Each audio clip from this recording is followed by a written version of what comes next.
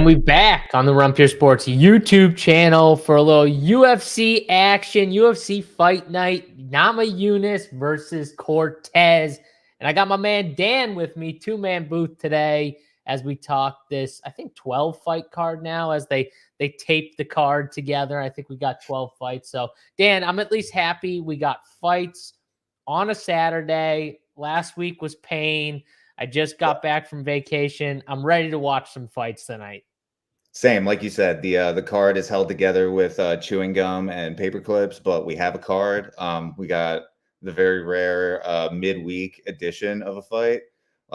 So short notice for both guys, so that'll be interesting. We're at elevation, got a lot of people with cardio issues. First week back, and it looks like it's going to be a complete mess, which is usually good for DFS. So yes, it's usually most people would say this is definitely one of those spots where maybe it's a little bit of a better DFS spot than a betting spot, but sure. I will contest that I think there's some fun bets out there, some live dogs out there, so it should be an interesting card. I think there's a lot of live dogs, and the altitude will play a part in a lot of these fights that we talk about, Dan. So before we even get into the fights, like, is that something you just massively weigh when you talk about, you know, in Denver, obviously today? So, you know, cardio is going to be a major point of discussion through a lot of these fights, right? Yeah, it really depends. Just because a lot of people with cardio issues are fighting other people with cardio issues.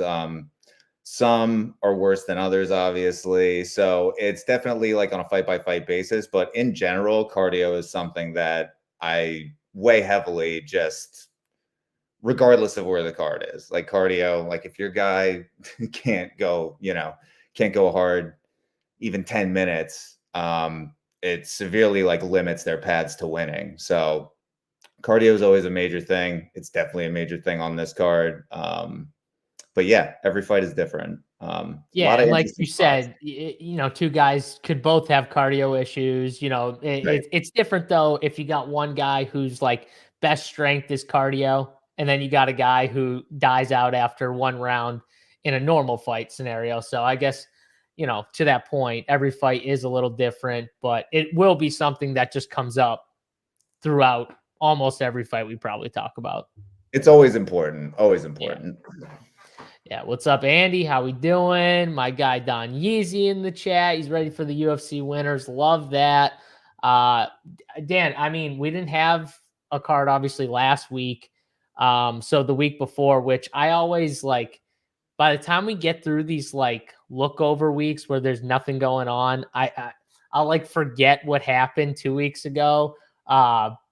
Is there anything that like sticks out to you though? Because, you know, the only thing that sticks out to me that I did want to bring up on the show was, you know, I'm sorry for the Yuri people that were wishing that would happen for Yuri, but I told you he fucking sucks. I told you he sucks. Like I said it.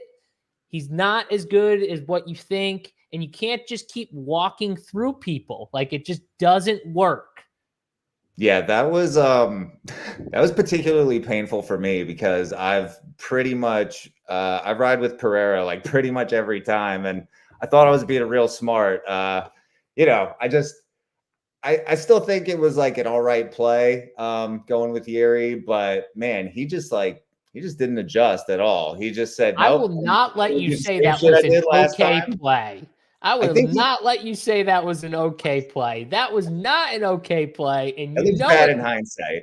It looks bad in hindsight. There we go. I thought, whatever. I'm fine with it because a lot of people were on Yuri. It's not like you were on an island either. There was a ton of people that liked Yuri to win that fight. So it's not like it was a crazy call. It's just one of those instances, you know, you can analyze the fight all you want, but if the guy you picked goes out and executes like one of the worst game plans possible, all your analysis is really for shit because he's going to get kicked in the head and slept. So, you know, I did like how he pretty much lost the fight twice, Dan, because he lost the first round, but there was not enough time left, or he would have lost then. And then he comes out in the second round, and I think he was still dazed from getting Yes. dropped at the end of the first round, to be honest with you. And I said it. I told people, I literally said on the show, I gave the exact breakdown. I literally told you that he keeps his hands low, he walks forward, and Pereira doesn't telegraph those kicks. So No. like those kicks are just so hard to deal with because you don't know when they're coming and where they're going. Are they going low? Are they going high?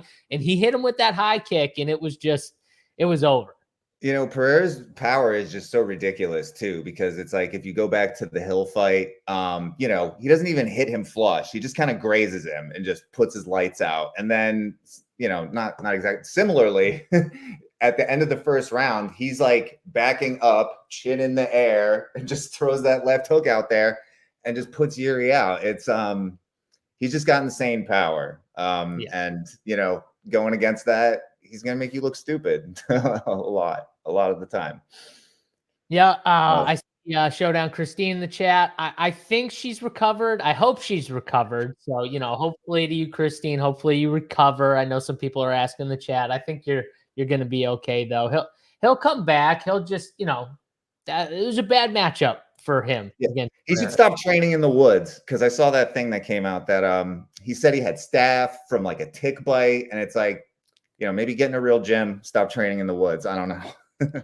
I don't even understand this. Dan trying to figure out how to deal with JSU's victory laps. Been there, Dan. I feel for you. What does that even mean? I was right. Dan was wrong. I had Dan and Christine on this show fucking blowing off Yuri. I was the only one on Alex Pereira on the show. So I victory lapped it. It's fine. Like, what did I say? He was wrong. I was right. There's other fights where Dan was right and I was wrong. That's fine. Dan can victory lap those fights. There were some out there, so I won't hide from it. But, you know, it's not my fault. That was just the main event, and it stuck out to me, Tony, okay? That was the fight, all right? I asked Dan which fight stuck out to him, and we somehow got on the Yuri fight. Yeah, I mean, we can collectively victory lap Ian Gary cashing for us. That was probably our biggest bet of the week. We got that one by the skin of our teeth. That was lucky. Well, I'll say that, and I was with you on that. I thought it was a lock, like all in. I pushed a ton of chips in. Bet. I know you had a big bet on him too, and you guys got even a better number. But we got lucky that MVS was an idiot, because he could have just stayed on top of him and I think won that fight. Yeah. I mean, it was way closer than it should have been, or way closer than we thought it was going to be, at least. There we go. K. Alex Burner. Alex won with magic. That's right. Magic. I'll take it. I don't care. Competitive advantage, I will call it. Magic. Love that. I believe in magic. Maybe never bet against a guy who has magic on his side. How about that? Like, how about that?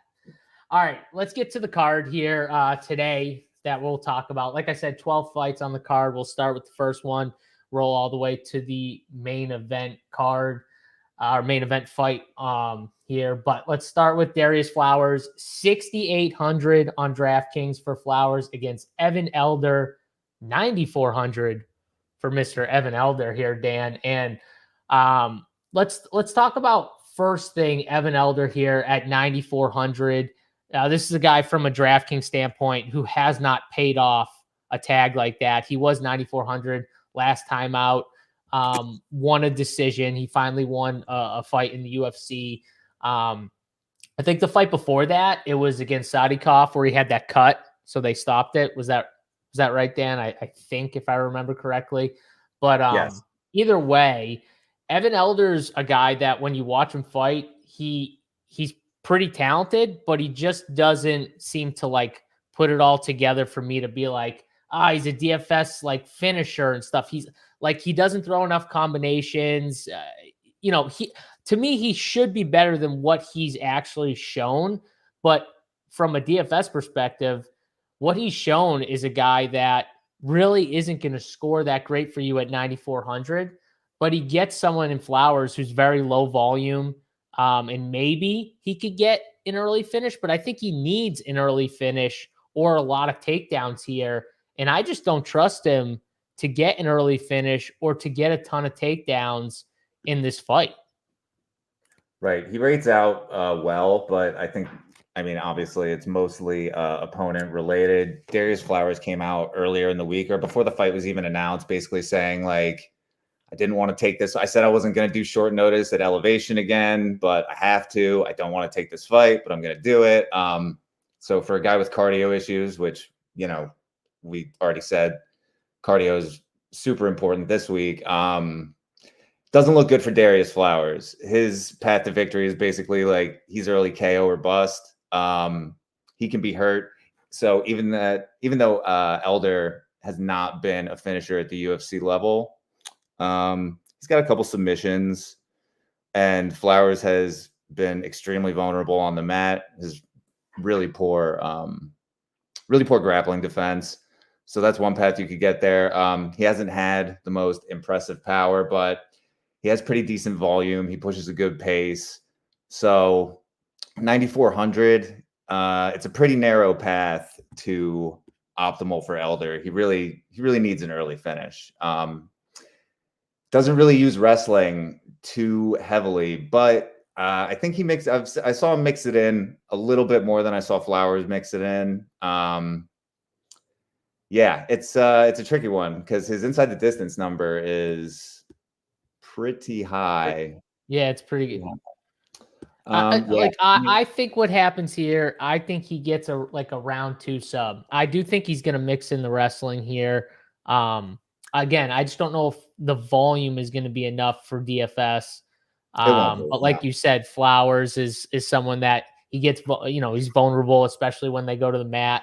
And I think he's got like maybe a round and a half of cardio in him, and that's going to be it. And then he's, so I think what Evan does is he kind of like, just kind of waits it out a little bit. He knows that, he's going to gas out at a certain point, and I think he's going to then take advantage, and we could see like a possible late round 2 submission or something like that. So I got Evan Elder inside the distance submission.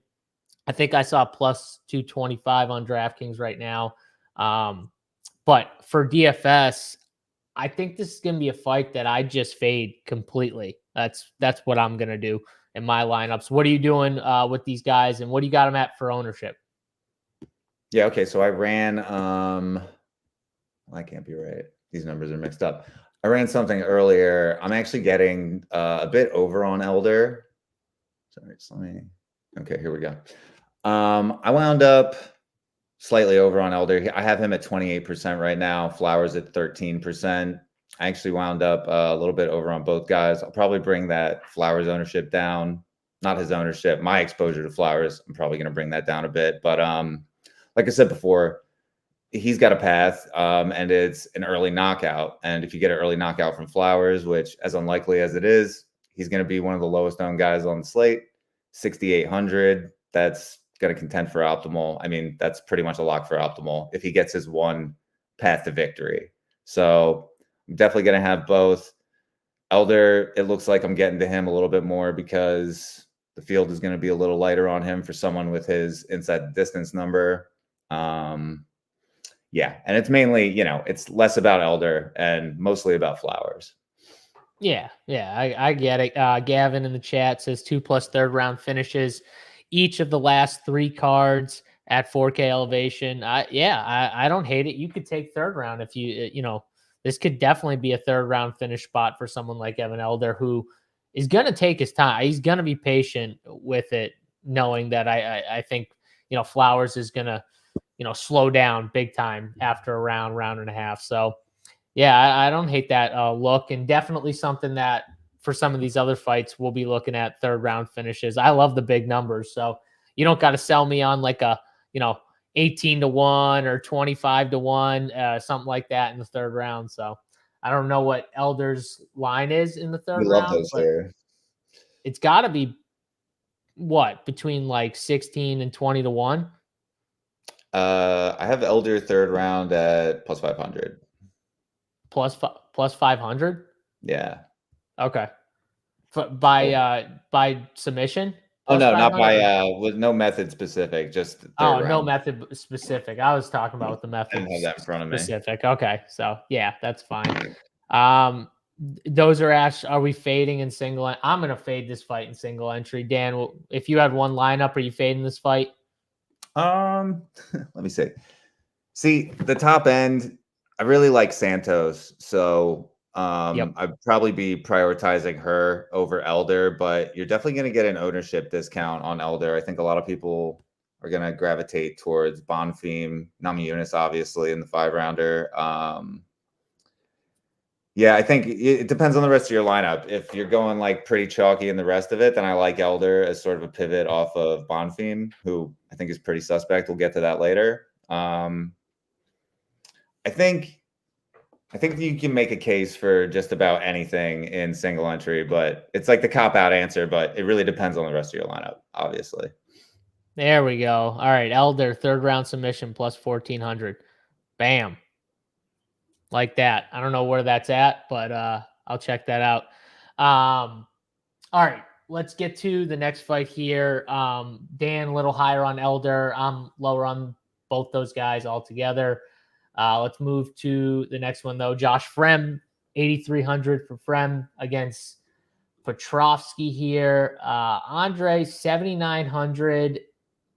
Dan, I got a question for you. Did he KO himself last fight? I think so. I'm pretty sure he just ran head first into Malkoon's hip and knocked himself out. It's very unfortunate. That's what I think happened. So I have a rule. I have a rule, Dan. If you KO yourself in the cage, I can't pick you the next time around. That's just a rule. So that's my rule. I'm sticking to it. No, I'm picking Frem to win. I think what happens here is Petroski comes out hot early, gasses out. And I think Frem could find a late finish. I think this is another one of those spots where early it might be Petroski that has a little bit of an edge. He does have, some wrestling. The problem is when those big guys start to wrestle early in this type of elevation, they're going to gas out really fast if that's like his game plan. So if he can't finish him early, I think he's in trouble in that like mid to late 2nd and 3rd round. And I think that's what happens here. I think Frem can just find a way to stay somewhat safe. He's made it out of the 1st round in all of his fights, even when he's lost. I'm not saying he's that great. Both these guys really aren't that good.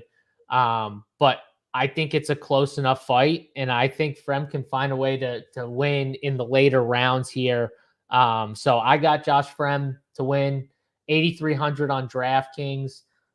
I'm going to take some stabs at him at 8,300, and I'm going to be lower on Petroski. But Petroski does have, some takedown upside, I think, early, if you want to look at it that way. I think he, could get some takedowns, which is good for DFS. But, Dan, I don't like him as a fighter, and I'm going to be lower on him. What are you doing with this fight, and who do you like to win? So I'm going to be more or less with the field on this fight. Like you said, you're not a fan of Petroski. I'm not a fan of Frem. I know Petroski has some cardio issues, which is why Frem he's still on the favorite, right? Because we've had a few fights flip. Oh, it looks like Petroski is now the slight favorite, actually. Yeah, I think it flipped. Okay. Well, so he was originally the favorite, and I think, people have kind of, I think like the cardio, or at least the difference in each guy's cardio is like the gap isn't as wide as the original line made it out to be. I think people have caught on to that because Frem also, he comes out aggressive. He gets in your face, he throws, but he's just not particularly good. And I think he also slows down towards the end of fights. I think if Petroski gets him down, which I think he should be able to do easily because Frem's got pretty poor wrestling and grappling, I think he can, Petroski's also dangerous on the mat. So I think if he gets him down on the mat, he can keep him down there. I think he should be, it really comes down to, do you think his cardio holds up for 3 rounds? Because I picked him by decision. I think Petroski can. Like his last 2 wins are by decision, I believe. And like I said before, he's also dangerous on the mat. So I've got Petroski here, and I think at 7,900, he's one of the, obviously with the line flipping, he's one of the better value plays on the slate. And it doesn't, I haven't projected at 30% ownership. I'm happy to get, around there or possibly even over because Fremd, I have him projecting at like 22. think I'm going to be pretty happy to get somewhat lower than that. Yeah, well, Petroski's probably the better DFS play just because of the takedown upside. But again, if either of these guys get a finish, it could I easily think be it's optimal. Petroski. Yeah, he's got the more likely, I think, finishing He's got upside. more. He's got more early finish upside, whereas Frem, Yeah, like you're probably going to get like a when late second round finish is going to score well. You know, that's like 70 points plus almost a whole 2 rounds of action. yeah, Early round 3 is where you're kind of probably in trouble. So that's another downside to Frem is like if you're getting him round 3 early, then probably not going to score enough. yeah. It just depends when it happens, but if it is round 3, then like you said, it could be close, Dan. That still could borderline being on there, depending on what happens if it's all action stuff like that, and he's not like the first round. He's not just like on his back for most of it or something like that, which could happen honestly, where he doesn't score that much in round 1. He's on his back a lot, but if it's not and he scores decent in rounds 1 and 2 and then finds a way to finish early in 3, it could still be close for like an optimal score. But all right, we're on opposite sides here. It sounds like from an ownership standpoint, though, Petroski's the lower owned right now. No, he's going to be higher on. So I've got Oh, he's gonna be higher Petroski. owned. Yeah, Petroski's projecting to be 30, which might be That's a what little I would low. think. Okay. Yeah, Oh, you said that would be low. Okay. I was I gonna think say, that. I was like, I would be stunned if he was lower than Frem. No, yeah, he's higher. Yeah. They're 30 and 22, respectively. Okay, 30 and 12. Actually, Frem being 22 is even kind of shocking to me. I think that could even go a little lower by the time we hit lock time. And I think Petroski could be going a little higher by the time we hit lock. I think he gets to like 35 even. Like I would not be stunned. He's 7,900, flipped to a favorite. He's got the better finishing upside, like you said. So I think he's going to be a little more popular by the time we get there. But all right, we're on opposite sides there. You like Petroski, I like Frem. Let's move to a fight I think we're going to both agree on here. Luana Santos. Santos 9,200 on DraftKings against Maria Agapova at 7K. And I'll just say this. I think we're both fans of Santos. I think she's going to be one of the more popular plays overall on the board at 9,200. But I think it's warranted, Dan. I think, I think she finds a way to finish this fight. I think she has multiple paths to finishing if she wants. She has power. And she also can finish you on the ground because she's got the grappling upside to do it. Has takedowns as well. So you can get a little takedown upside, control time, all that type of stuff. So if it goes to a decision, that's probably where she's not scoring as well. But I think she gets a finish. I could see an early finish too here. So I like Santos a lot. Agapova, I'm probably going to be really low on at 7K. I just don't like her in this spot at all. So I think it's an easy spot, Dan. I don't want to talk about it too much, but do you agree with me, Santos? You're just going to be heavy on in DFS? Yeah, I love Santos for DFS. She's got massive grappling upside, which, her grappling to me hasn't been super impressive, but this is kind of another spot where it's a lot like it. My love for her has a lot to do with the opponent. Agapova, her defensive wrestling and grappling is it's straight up terrible. Santos shouldn't have any problem getting it to the mat, and once she does, it should be pretty quick, like you said. I will say for Agapova's part, though, she is the better striker, and she's she's long, she's quick, she's got. Do I have decent power in these notes? I think yeah, she's got some decent power. She's more powerful than Santos, at least. She's got like some pretty decent footwork and movement. Like her boxing is not bad, so I give her a puncher's chance, and the field's only going to get to her at 13%. I'm not going to go crazy, but I'm happy to get there or slightly over. Women's MMA, super variant. And like I said, like Santos is clearly better at the grappling, the wrestling. She should be bigger and stronger. but they both have sort of questionable cardio, which could come into play here. We see, you know, crazy things happen when people get tired. So you just never know. And just the one like little narrative thing I want to throw in there. It's kind of a negative for Agapova, but you know, seems to have a bit of a wild personal life. She was living out of her car. She may still be living out of her car.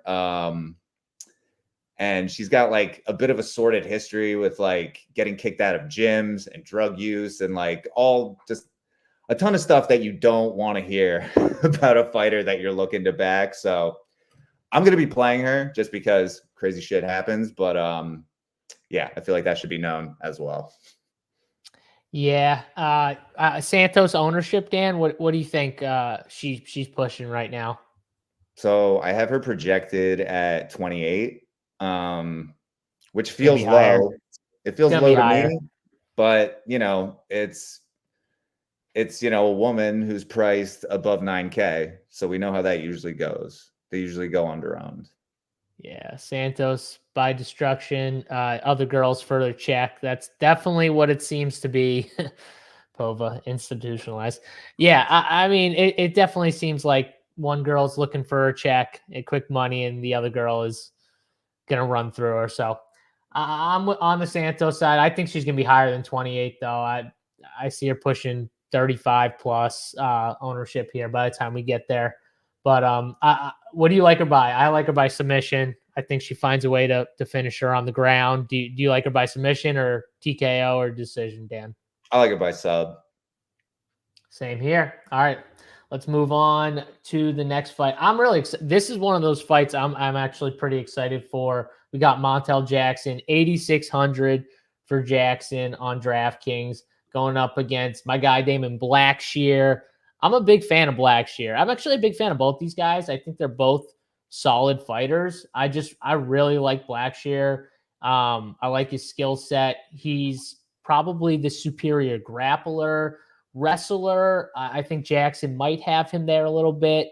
The power, Jackson might have him slightly. But I think overall, this is a very close fight.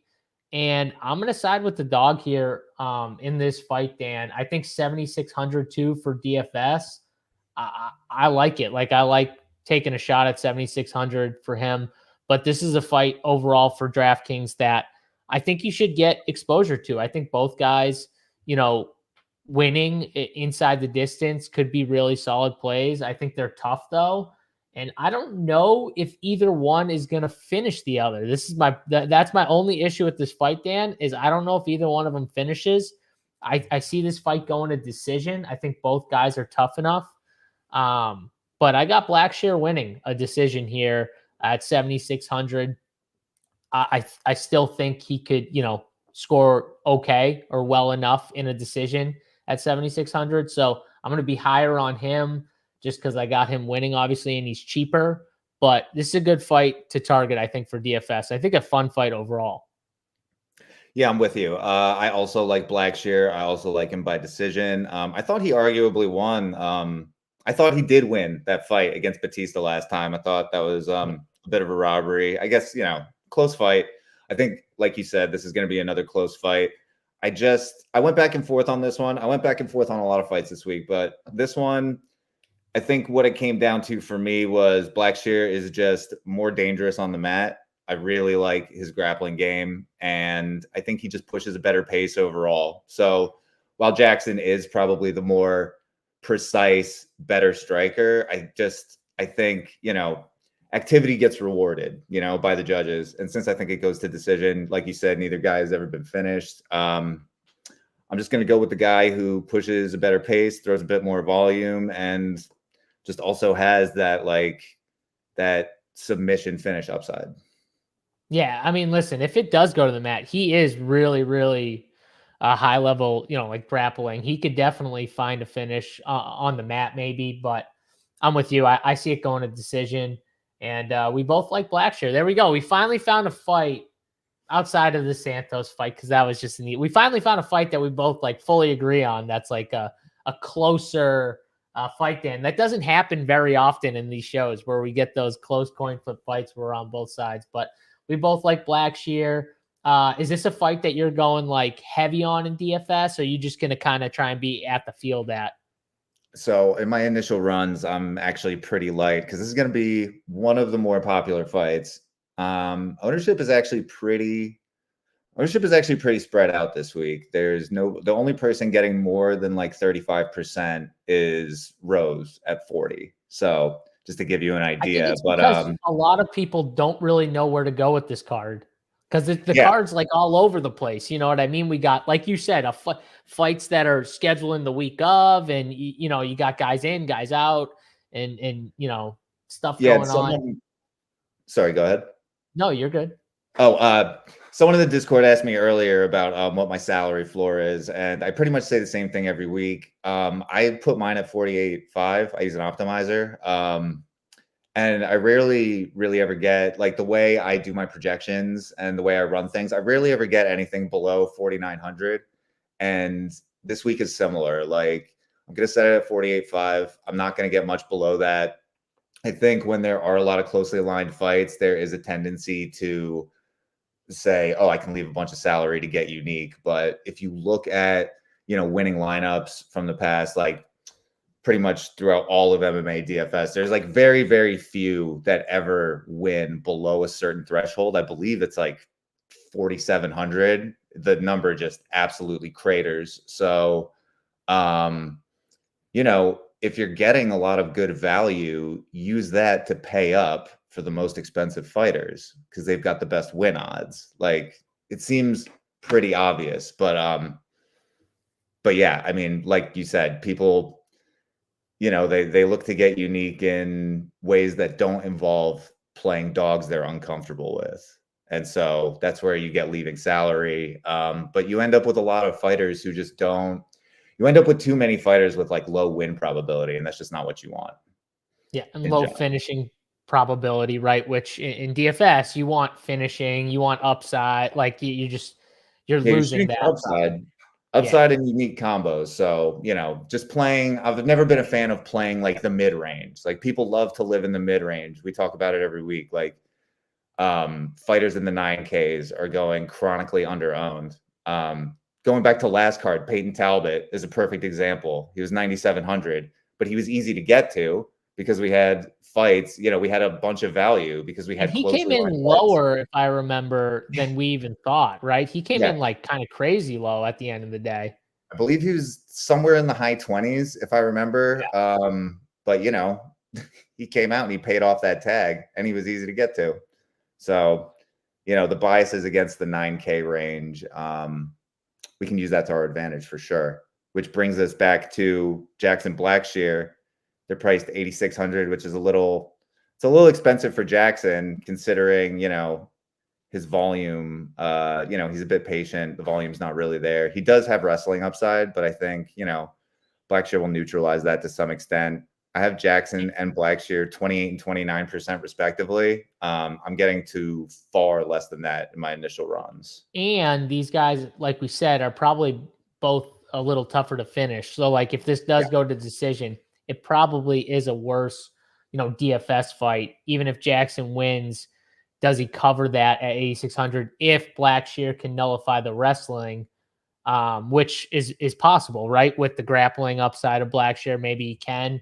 You know, or maybe Jackson doesn't want to wrestle as much with the grappling upside. So, you know, you just don't know. But that's why I'm on the dog more than the favorite, Dan, because at 7,600, even a decision, he's at least got a chance, I think, to be on like an optimal, even in a decision win. So I'll be on Blackshear. Let's move to another close fight here. We've got Jasmine Jasdavicius at 7,800 on DraftKings against Fatima Klein here, Dan. Fatima Klein, 8,400. And we've got Fatima, who is a grappler, you know, pretty good grappler too, from what I've seen. I don't know, though, if the level that she's fighting at right now is like someone who is just going to come in and push Jasdavicius to a close fight. The one thing I noticed from Fatima when I watched her was she is always the aggressor. She's never being put on her back foot. She's pretty much always moving forward, throwing to trying to get to the takedowns or to the grappling. But once she gets there, she is very good, pretty much everywhere on the ground. But Jasmine is going to push her. She's not going to be constantly backing up. This is going to be a very interesting fight because I think it's whichever girl can move the other one back on their back foot is going to probably win. The first person to shoot, right, Dan? Both these girls are going to want to wrestle. I just think Jasmine's going to win those kind of positions. She's relentless. Her cardio, even when she's like losing fights, she's still moving forward. She's still trying. Like 2 fights ago against Cortez, like I just think she's going to win a decision. I think she's going to outdog Klein. I don't think that Klein, is ready to fight someone like Jasmine. I could totally be wrong. If I am, that's fine. But the only thing I see that maybe she has the grappling upside, but I think everything else is on Jasmine's side. And I think the wrestling, Jasmine has her. So I got Jasmine here. I think Jasmine in a decision is just the clear pick. I don't see either one of these girls getting finished. Right. So I'm definitely opposite of you on this one. I picked Klein by decision. I actually favor Klein on the feet. I think she's got better striking than Jasmine does. I like Jasmine's aggression. She comes forward and throws bombs, but I don't think she's quite as good a striker as Klein is. We're definitely taking a flyer here, right? Because Klein, she's going to be up a weight class, short notice, elevation. This is just like red flags on top of red flags. So I understand all the love for Jasmine, especially since last time we saw Jasmine, she just absolutely destroyed Cachoeira and put up like one of the highest DraftKings scores of all time. I favor Klein on the feet. I favor her in the grappling exchanges. I think she's got slicker grappling. I think she's like a bit better on the mat. So if she can deal with the size disadvantage, which I think skill for skill, she can, I think we can get, we can get a really good price here on Klein, betting wise, especially someone who's really talented, who the market really doesn't know a whole lot about. We can get her early. There's also a 11-year age discrepancy here, which we're busting out the age model. It's especially pronounced in women's MMA. So, it's risky. We're definitely taking a flyer going with Klein, but I'm going to go with the devil I don't know on this one. Yeah, that's fair. I just don't see it. When I watched her last couple fights. She looked good, but again, it's totally different when you got someone who's going to try and implement a similar game plan to you. And I want to see her actually beat someone like Jasmine, who's going to push her to the end. Like she's not going to stop the entire time. So yeah, we'll see. It should be a fun fight. Dan's on the Klein side. I'm on the Jasmine side. 7,800 for Jasmine, Klein 8,400. And you said Klein's going to be pretty low too for ownership, right, Dan? Yeah, Klein's going to be 17% and Jazz is going to be 26%.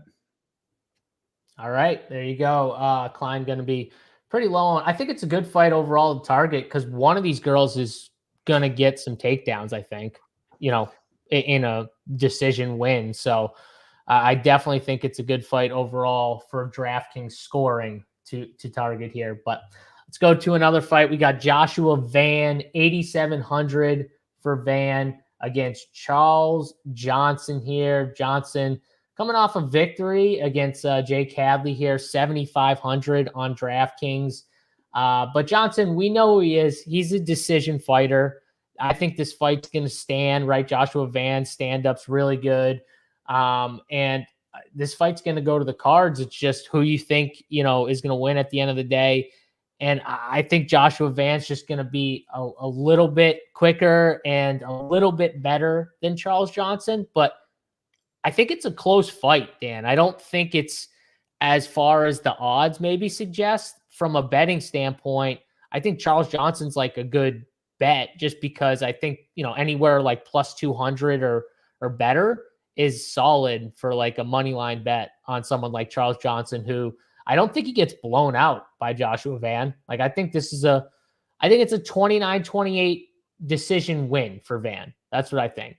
But could Charles Johnson, win a third round in a split decision? That wouldn't shock me, right? So I think this is overall close fight. I think from DFS side, I don't see a finish. So for Van, he's going to have to do it on volume, but he could do it on volume. He's done it before, dropped over 100 with some volume and, a couple takedowns on Borjas 2 fights ago in a decision win, 3 rounds. So 8,700, Dan, that's the question. Do you pay that for someone like Joshua Van when we think, Charles Johnson, durable, it's a decision fight probably? Yeah, it is. I mean, Van has insane volume, but you're really, really relying on the striking volume to get you all the way there. And at 8,700, it's a bit dicey, especially since we've got plenty of people in this range to pay up for. I'm getting to him far less. I mean, especially in my initial runs, I'm getting pretty much none, but I've got the ownership here. Van at 34, Johnson at 16. Like you said, I don't really see a finish here. Van he can do a little bit of wrestling. He shoots some takedowns. Johnson's takedown defense is not that good, but I really don't think you see either guy try to take this. I think they both want to keep it on the feet. And I think in that instance, Van, he's just going to overwhelm him. He's going to overwhelm him with volume. He's going to put a pace on him. We're busting out the age model again. He's 11 years younger. So yeah, but I mean, both of them have solid cardio, but I'm just going to go with the younger fighter who pushes a higher pace. I don't think cardio is going to play like a big point in this fight. No. Like both guys are I don't think the cardio is what's going to be like the difference for Van or I don't see that. I think it's just like you said, the volume, right? Charles, like the volume is going to be what is the difference in this fight for Joshua Van. So one of the bigger knocks on Van too is that he's a bit of a slow starter. He tends to drop the first round, but the same exact thing applies to Charles Johnson. He is also a slow starter who tends to drop the first round. So it would be different if Charles Johnson was typically winning the first round. Like, if Charles Johnson was someone who's winning those first rounds, like I think this could be a really close fight, but like a split even, but the fact that he's not, that's what worries me for sure, just like you. So good point there. All right, we're both on Van, low on Johnson for DFS at 7,500. Even at 7,500, I'm just lower on him. I don't think he wins. And even a decision win for him, he's probably not scoring that great, to be honest with you. But right, he's probably going to try to turn it. He's going to try to slow it down, turn it into kind of like a grindy affair. It's not really what you want for DFS. This fight, I'm definitely, as a whole, lower on than the market for sure. No, you would not take John S. over Johnson. Get the fuck out of here, Tony. Charles Johnson is a good fighter. He's just not like a fun fighter to watch. He's like Dan said, he slows it down to his pace. Like, it's just not a fun. He's just not the fun style that you'd want to watch, right, Dan? But it's not that he's a bad fighter. He's a good fighter. He's just not a fun fighter. So unfortunately, yeah, he's good. So, and he did himself a lot of disservice early in his UFC stint by taking some short notice fights, unideal circumstances. But he's been rewarded because he keeps getting fights. So there's something to be said for that. Yeah, exactly. So he'll keep getting them. It's just, when you do that for the UFC, they're gonna give you a little more and a little more, right, Dan? They'll pay it back at some point. So we got Cody Brundage still fighting, so absolutely. Was Mark Johnson as a fade. Big T. First thing he did was Mark. Yeah, okay. We're all fading Johnson. I'm with Tony here. I'm fading him for DFS, but that doesn't mean he sucks as a fighter and you're going to take some random guy over Charles Johnson. I will not be fighting Charles Johnson ever. All right. And if I was, I'd take Charles Johnson. All right. I would still be betting on him. Let's move to the next one here. We've got Razak Alhassen 8,500 for Alhassen versus Cody Brundage, 7,700 for Mr. Brundage here. And Dan, I'm taking Cody Brundage, 7,700 for Cody. I am just going to close my eyes, hold my nose, pray to God that he doesn't do something stupid, because I know all the IQ concerns. I get it. And I understand them all, but I just think Cody Brundage could find a way even on the ground, even to find a finish here in this spot. And, he's just got to stay away from that power punch of Alhassen. And, if he can stay away from that power and maybe mitigate it by grappling early, which I hope he does. I hope he doesn't stand. Sometimes he will stand for a little longer than I like, but if he can implement some of the grappling or wrestling early, I think that would be his best, way to victory.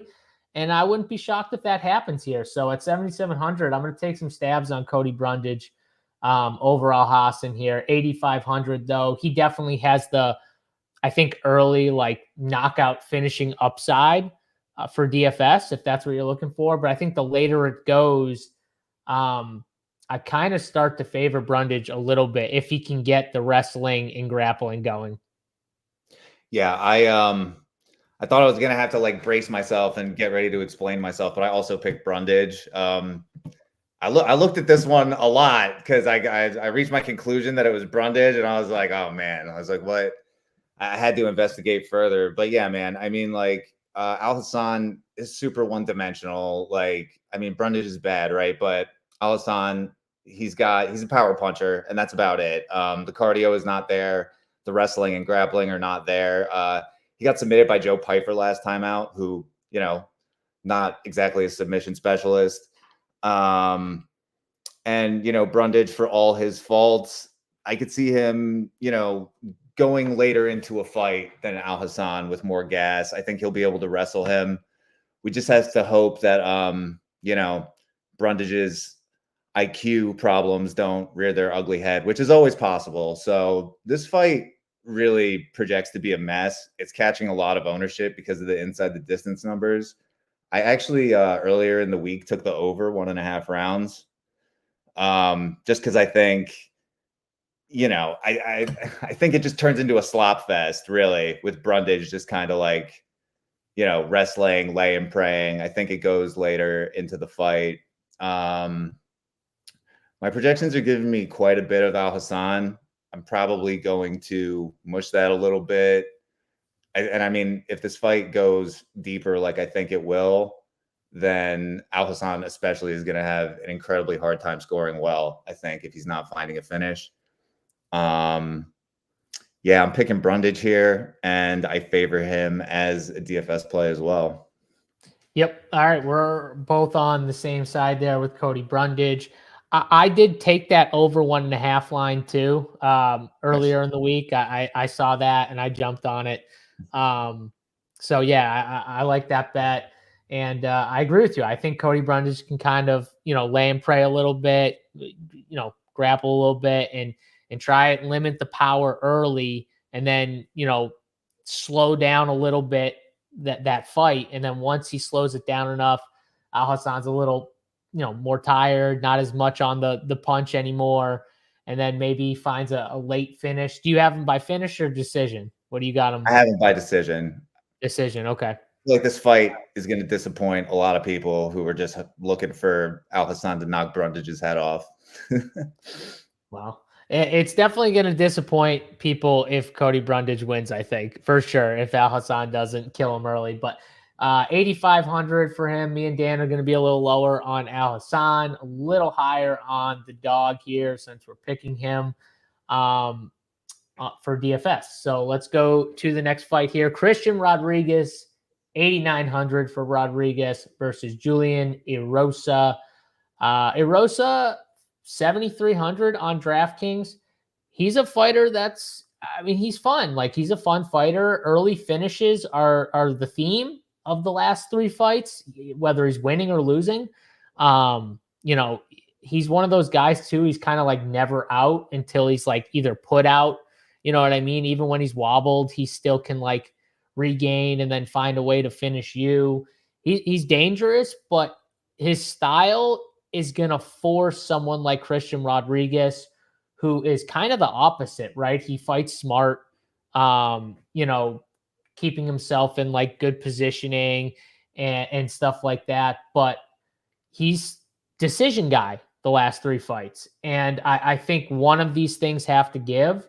And I think the way Iosa fights, it's going to bring out maybe a little more of the dog and finisher in someone like Christian Rodriguez. And I think we see a finish in this fight. And I think we see it early.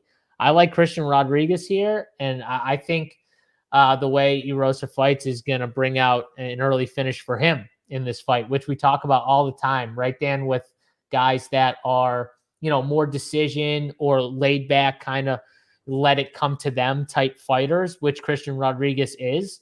But when you get someone like Iosa, who, a lot of finishes and a lot of early finishes, this sometimes can change things. So I got Christian Rodriguez. I like him here for DFS, even though he really hasn't scored that great in DFS. Not many like massive scores, but I think if he gets an early finish, he's definitely going to be a solid get at 8,900. So I'm going to take some shots here. What about you? Yeah, I agree with you. My initial runs, Rodriguez is one of my highest owned. He's only projected to come in at 22%, Iosa at 17. This is one of those fights during the week that I really flip back and forth on. I originally had Iosa by decision, but the chin is just really, really concerning. And Christian Rodriguez is a dog. He's not going anywhere. He will, he will outlast you. That's kind of like his whole thing. So against a guy with a really suspect chin, who I actually do think, Iosa is a good striker.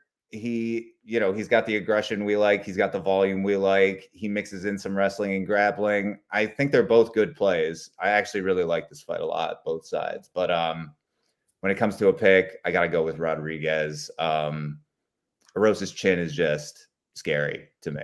Yeah, this is a fight that you can definitely play both sides for DFS, right, Dan? You can definitely play some of Iosa and some of Christian Rodriguez because both guys have finishing upside. It's just like you said, Christian Rodriguez is really tough, man. So, yeah. But again, Iosa is, he's got finishes and he can finish you in multiple ways. So, and he's cheap this week. Stun me. He's 7,300. So, in a decision with his volume, like he can also get there. So multiple paths for him to win and be optimal. Yeah, 100%. I like it. But Christian Rodriguez, AJ says Christian Rodriguez is underrated. Good resume. Yeah, he is. He's definitely underrated. They definitely tried to give him like young, talented guys that, he might be like the stepping stone for. And he found ways to win. Even though I think Bulgarian won that fight 29.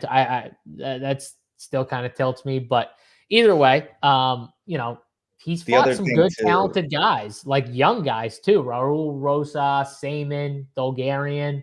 And those are tough dudes. So with Rosas and Simon, should be noted, were, I believe, down at 135, and he missed weight for both of those fights. So he did. He was like the heavier, bigger fighter. But here's the thing, not to take anything away. They're still solid. Here's the thing, though. He wasn't like bullying them around, he's technical. Like he's got good technique. Like it's not like he was just. It's not like it was like overly using that, weight to, just throw him around and stuff like that. Like he still got really good technique. He just, he missed weight. But it's a good point, I guess, to bring up. Where like, if you're not cutting those last few pounds, that's like less stress you're putting on your body. It's the fresher you can be during the fight. So, that's again, not trying to take too much away from him because those are good wins, weight miss or not, but should be noted. Yep, that's fair. All right, but we're both on the Christian Rodriguez side of that fight. Good fight to target for DFS, 100%. Let's go to the next fight here. We got Gabriel Bonfim coming back after that second round loss to Nicholas Dalby. He's 9,300 on DraftKings versus Ange Losa, 6,900, coming off of a, call it what you want, it was a loss to Brian Battle where he got destroyed and then got poked in the eye, and they called it a, no contest or whatever bullshit. It was a loss though. I mean, that dude just quit. He didn't want the loss. He quit. Brian Battle was destroying him. And that was kind of unfortunate for the people that were on the Battle side, but that's okay. We go to the next fight here, and he's got Gabriel Bonfim, who is a tough dude. He's a finisher. He comes out hot. First, early second round, Dan. He will slow down, though, if he doesn't find that, but he's trying to finish you early. He's one of those guys. He's got power. He's got a good submission game, good grappling, takedowns, all that stuff. 9,300, though. Are you willing to pay the 9,300 for Bonfim here against Ange Losa, who I'm pretty sure has not been finished yet in the UFC? He hasn't been finished yet, but Charles Jourdain hadn't been finished yet until last week. Yep. And Bonfim is quite a bit more dangerous in my estimation than a lot of the people that Losa has fought up until this point. Like Reese McKee, AJ Fletcher, not exactly known for their finishing prowess. He was getting his ass kicked by Brian Battle for sure, just looking for any way out, which I'm not letting anyone lock a cage door behind me to fight anybody, so I'm not going to talk too much shit. But that was it's a tough look. It's a tough look. Bonfim, also a tough look. His last time out, obviously, getting finished by Dalby. Which, do we need to start putting like some respect on Nicholas Dalby's name? Because he's just like, yeah, he just won't go away in these fights. you know? He's just, I mean, he's not great at anything. Dog. Yeah, he's just a dog. You know what I mean? Like, outside of his cardio, he's not great at anything. He's just an absolute dog. And I think, Dan, the other thing, he just has game plans. Like, he just has game plans he sticks to, and he doesn't get afraid when he gets put in positions or anything like that. And yeah, he's a good fighter, but yeah. So, and that was probably the most resistance he's come up against, and it's tough when 100%. You're a young fighter, you've been steamrolling people early. It's like, how much do you really learn from that? Not much. So the hope with Bonfim here is that, he went back to the drawing board after that fight, said like, what did I do right? What did I do wrong? For what it's worth, he was winning the fight before he gassed. So the skills are there. His boxing is great. His submissions are obviously he's very dangerous in that respect. Originally the cardio concerns had me wanting to pick Losa because he does have good wrestling. He does have good cardio. There are things to like about Losa, but ultimately I'm going to just side with the younger fighter that I think is more talented and is a more dangerous finisher. Yeah, I'm with you. I just got to side with Bonfim here. I get that if Ange Losa, if he's tough and can stay out of the danger for the first round and a half, maybe he could find a decision win or something like that, outlast him, and then win a close second and third round and win a decision. I just don't think that happens, though. And after that Battle look where he just quit after getting dominated too, I think Bonfim could just dominate him, but then finish him too. Because he was on the path to that with Battle, in my opinion. Battle was just destroying him. So, yeah, I like Gabriel Bonfim. Nicholas Dalby and Ange Losa are two totally different. That's not, Ange Losa's not scaring me. Nicholas Dalby, at least, like you said, the pressure's just annoying, right? When he's just like, you're winning, but he's just still in your face. They mention it on the broadcast during the Dalby Bonfim fight. They're like, man, Bonfim is just getting annoyed, get out of my face, and he just puts it on you. Yeah. Yep. All right. Well, we're on the same side there. For DFS though, Dan, could you pay 6,900 for Losa in a decision win? he could score you enough in a decision win at 6,900. So would you get some of Losa at the ownership?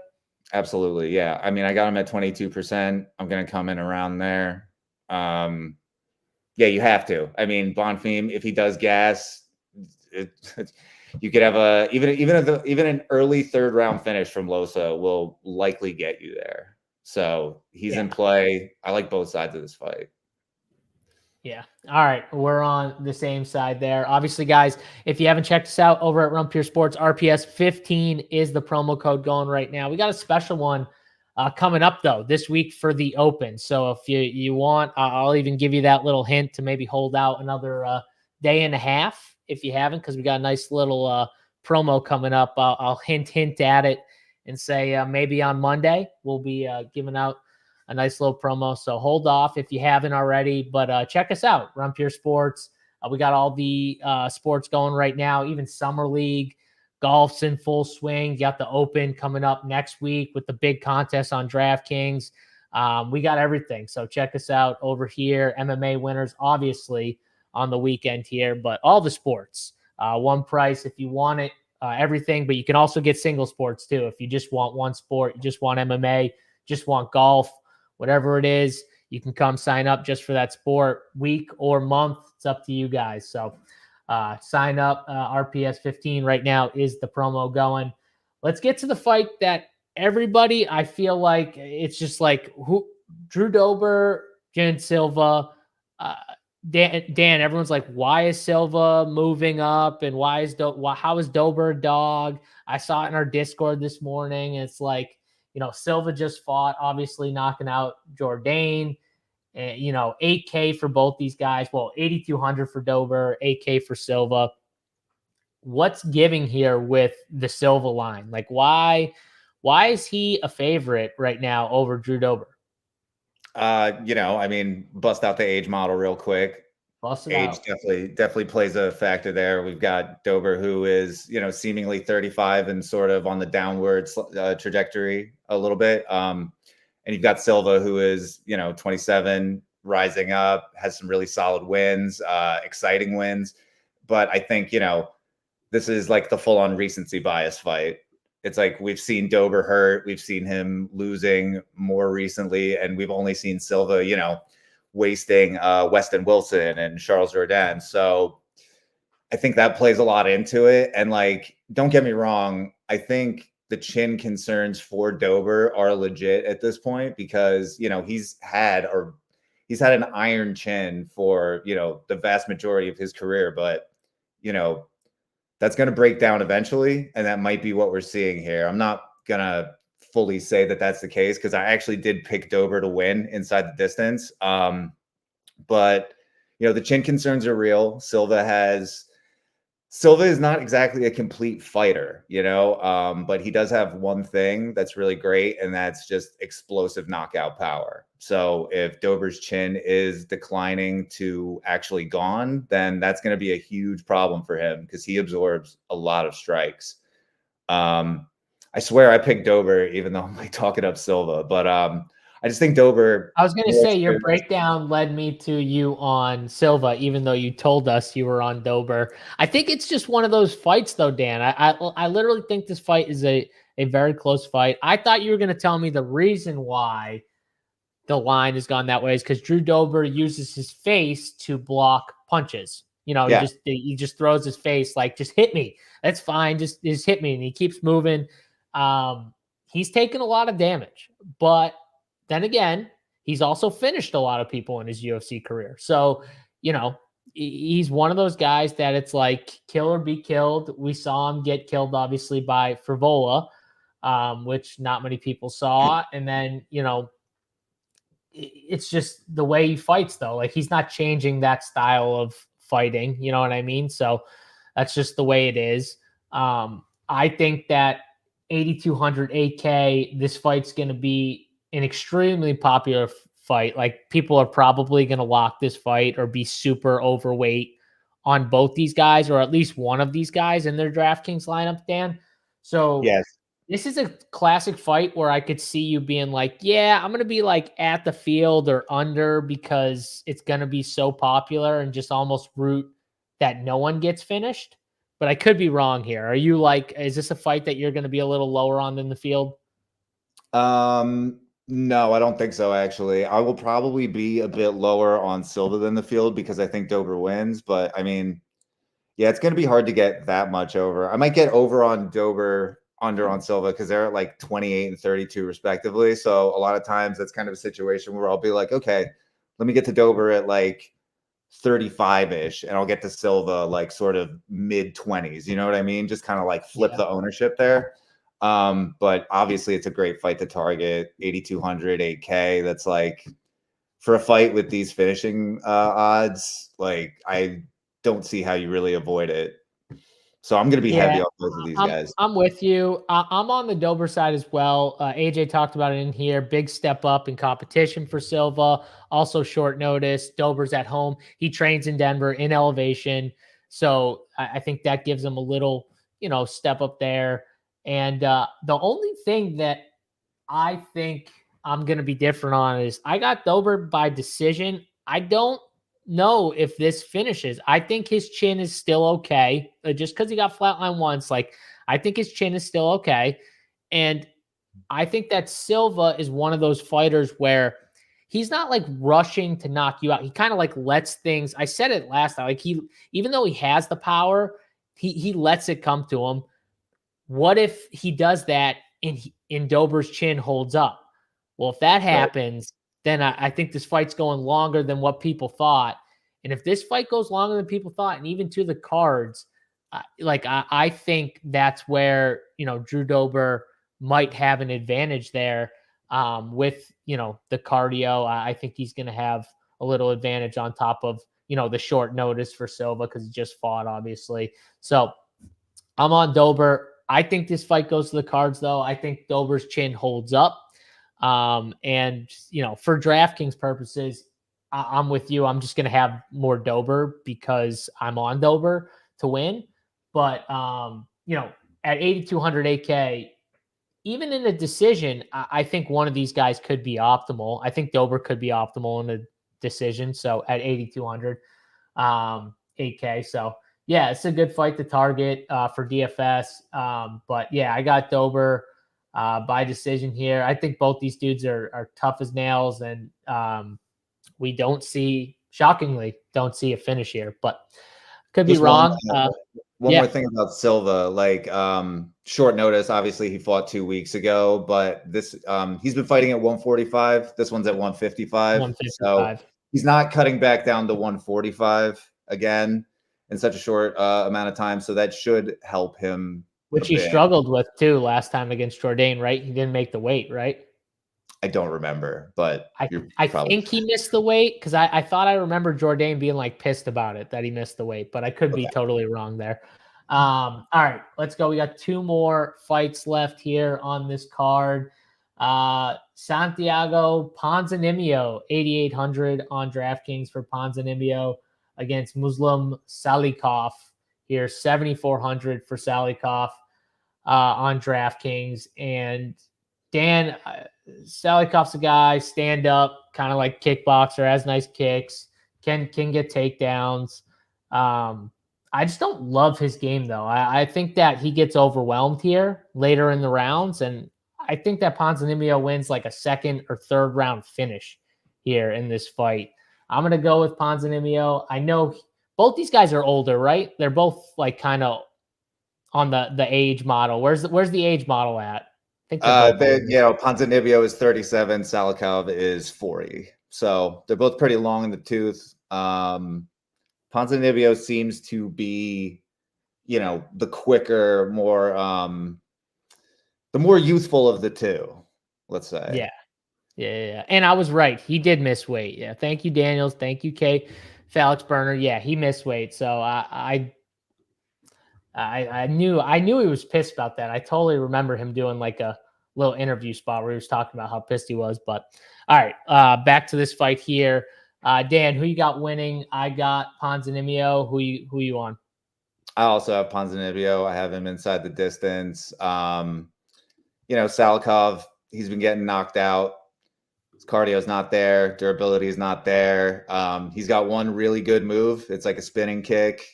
He's dangerous for like 1 round, basically. If this fight goes outside the first round, he's pretty much dust. And that's that's a pretty simple, concise breakdown on this one. Even when he hits you with stuff like that, though, it's not like you're like flush out. Like he's just like not. I don't think he poses that much of a threat to someone like Ponzanibio outside of like you said, like if he lands like some crazy kick or something like that, like spinning kick that he has, like I just don't think he has enough to find a finish here.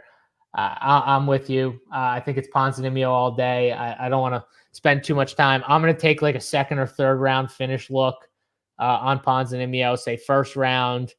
Maybe Muslim gives them a little bit in the first round, but second and third, he just puts it on them and finds a way to get a finish. So I like that. What's the DFS ownership on these guys before we move to the main event? We got 21 for Ponzanibio and 14 for Salikov. 21%. Yeah, I mean, he's not the best DFS scorer, but maybe he finds an earlier finish. I can be overweight on Ponzanibio at that ownership for sure. So I like it. Sorry. That's all right. It's similar to the Elder and Christian Rodriguez spots, right? Like it's less about the guy that you're backing and more about who they're fighting. Yeah, 100%. But I think I like him. I think I like C-Rod the most out of those guys. And then maybe Ponzanibio, Evan Elder, like 2, 3, but they're pretty close to me. It's just, I definitely like C-Rod the most. How would you rank those 3 for DFS? I've got it. Just my straight up numbers. I have Elder, then Elder, then C-Rod, then Ponzanibio. And Ponzanibio. All right. So for the price, I mean, it's C-Rod. Yeah. For the price is a different question though. So let's go to the main event here where we got Rose Namajunas, $9K for Namajunas coming off a win over Amanda Ribas, 5-round decision win last time out. She is $9K this time against Tracy Cortez, $7,200 for Cortez. She's coming off a win over Jazz Davicius, 3-round decision win. Here, 7,200. Dan, I would assume that with this being a main event fight and a women's fight, I think 7,200 for the dog here. I think people are going to be pretty heavy on that, right? At 7,200, just as a dog in a women's MMA. What's the ownership looking like for this main event fight before we get into it? I've got her at 28. That's probably a little low. It's probably going to come in closer to like the 30s, but I wouldn't think much higher than that. I've got Rose at 40, which I think is about right. People don't like playing her. I think that Esparza fight really sticks out in people's minds. She doesn't throw the most volume, so it's fair. I don't remember if she was optimal when she fought Ribas. I think she might not have been. I can look that up really fast. It was close. I can't remember if she was optimal. I know she scored like 105 or something like that in that win. Can't remember if it was optimal though. I mean, if she scores 105, then I think you're pretty happy with that for 9K flat. Yeah, I mean, right now I've got like nearly 60% Rose and then 30-something% of Cortez, which I think Rose wins. I think she wins pretty easily. She's just better everywhere. Cortez's biggest strength is her wrestling. I think Namajunas' wrestling is better than hers. The short notice nature of it. I think this fight is lined appropriately. So I'm definitely going to be leaning into Rose. I will have Cortez because, of course, anything can happen. But I'm happy to like eat the Rose chalk here. Yeah, I'm not a big Rose fan. I wanted to find ways to pick against her, honestly, but I can't. Like, I want to pick Tracy just because, but you're right. It's a big step up for her. I think it's a little too big to start here, and you're probably right that Rose is better just about everywhere. And I think that's the main issue for me. So 9K. Man, I want to find a reason to pick against her. But even just the Hebos fight, like it was the same thing for me. Like I ended up going with Rose because I just knew at the end of the day, she was pretty much better in all of the places, and she was. And Hebos did make some pretty bad mistakes early with some of those like judo throws and decisions she made, trying to roll for knee bars and do other things. But I see it kind of similar here, Dan, where we get like a 5-round decision and Rose just wins 49-46, kind of like how she beat Hebos here. So yeah, 9K. I want to bet against her, but I don't see it. I definitely see it going to decision too. Do you see a finish here, Dan, or do you see decision? I think it's going to go to decision. Obviously, Rose has flashed some finishing ability, but I don't think we see that here necessarily, unless Cortez. I don't believe Cortez has ever been in a 5-round fight before. I don't think she's ever gone into the championship rounds. So that is still a question of how capable she is there. I mean, everything we've seen from her is, she's got solid cardio, can push a high pace, but here we just don't know. Yeah, 5 rounds, completely different. But she does normally have decent cardio, but it's totally different when you're talking 3 rounds as opposed to 5. So, okay, so that's 100%. I would definitely. Someone said something about stacking in GPPs, like stacking fights and stuff like that. I would not be stacking this fight here. Dan, would you stack this fight? No, I'm never stacking fights. I don't like. Yeah. If the fight stack wins, then I'm moving on to the following week. It's fine. I'm fine with that. I get that it happens once in a while. I'll just like the once in a while it does. I'll be okay with not winning and moving on. It's just not enough for me. It doesn't happen enough for me to be like, okay, right. Yeah, I can stack. Yeah, it doesn't happen enough to like dedicate any part of your portfolio to it, really. And I did look up the last card Rose was on, where she was in a 5-round fight. She was not optimal. And our guy Big T actually won it with a 2-chop, fading the main event. Trey Ogden, Losa, Padilla, Talbot, Shabazin, and Zalal. Oh, so I remember that because I think that was the card that I was at Big T's house for the weekend of his birthday.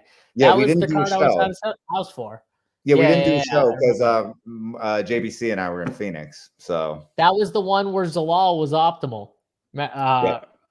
So yeah. I do remember that one. I literally was breaking down the fights in Big T's kitchen, and he was in his office, and I got to the Zalal fight. I ran over to him. I said, dude, we got to hammer Zalal. He's going to finish this dude. And he's like, huh? I haven't even looked at anything. I'm like, just start with Zalal. Like, whatever you do, start with Zalal. It was like the one thing I remember just being like, we're going to hammer this dude. He's going to finish him. And then we bet him like to finish too. It was a great night. We hammered. I swear to God, we hit like 9 of 10 bets in a row. It was like me, AP, Big T, Mangone, or was Mangone there? I can't remember if Mangone, K Falk might have been there. I don't know who was there exactly, but we hit like 8 or 9 bets in a row. We were killing it on that card. I remember we were extremely heavy on Shabazin money line and Rose for that matter. And I think like the beginning of that Shabazin fight, I was sitting there just clenched. I totally forgot that was the last time Rose fight was at that point. I totally forgot about that. But whatever. All right, Dan, let's give our favorite bets from this card here. So, whether it's a straight money line or, inside the distance, who is your favorite bet? Yeah, so I actually already gave out my favorite bet. It's the only thing I've bet yet so far, but over 1.5 rounds for the Alhassen Brundage fight. Ooh, okay. I like that. Plus 120 right now. That's plus 120? Yeah. Right now? Yeah. Okay. And I'll just say Christian Rodriguez to win by finish plus 150. I think he wins by finish. So I'm going to go with that plus 150 knockout or submission. Like that little bet there. All right, that's going to do it for us, guys. Like I said, check us out over at runpuresports.com. We got weekly and monthly packages for you guys, all the sports. If you want it all, one price, you can get it. SaberSim as well. If you want to include SaberSim, best optimizer in the business, check them out as well. But that's going to do it. Good luck to everyone in their contest today. For Dan and myself, we'll check you guys next week. Good luck to everyone. We're out.